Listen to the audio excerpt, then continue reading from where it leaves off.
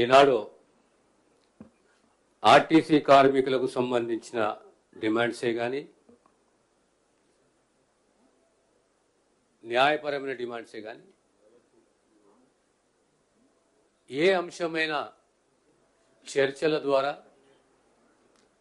Through deliberations discussions ద్వారానే పరిష్కరించుకోవాలి.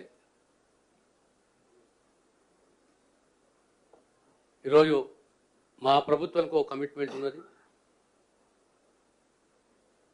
మొట్టమొదట నా సహచర మంత్రి గారు చంద్రబాబు అన్నట్టు క్యాబినెట్ అజెండాను పక్కకు పెట్టి మొట్టమొదటి అంశం ఆర్టీసీ ఎంప్లాయీస్ యొక్క డిమాండ్స్. రేపు పొద్దునే ముఖ్యమంత్రి గారి నేతృత్వంలో వారిని పిలిచి వాళ్ళతో డిస్కషన్ చర్చలు. కానీ క్షణిక ఆవేశము,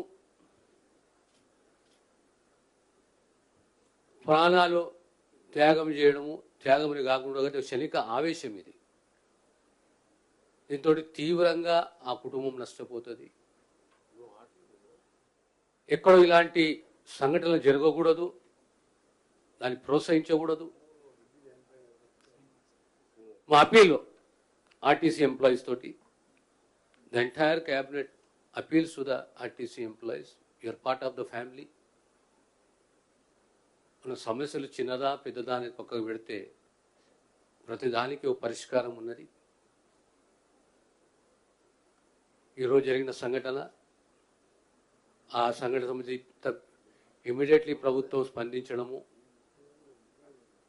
ఈరోజు ఆ ఆర్టీసీ ఎంప్లాయీని హైదరాబాద్కు తీసుకొస్తున్నారు. అపోలో కంచన్బాగ్లో బర్న్స్ వార్డ్ని అక్కడ అన్ని ఏర్పాట్లు చేశాము. ప్రత్యేకంగా హెల్త్ డిపార్ట్మెంట్ సంబంధించి అడిషనల్ డైరెక్టర్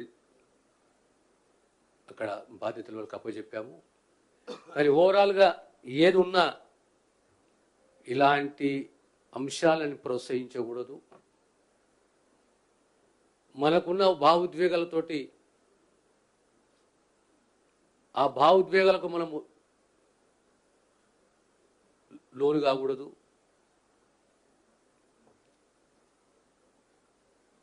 మాది అప్పీలు అందరు ఎంప్లాయీస్ తోటి చర్చించుకుందాం,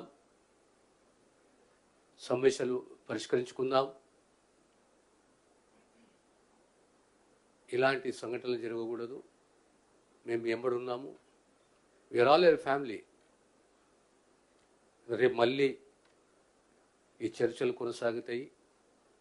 ఖచ్చితంగా ఈ డిమాండ్స్కు ఒక పరిష్కార మార్గాన్ని అన్వేషించుకుందాం, వెతుక్కుందాము.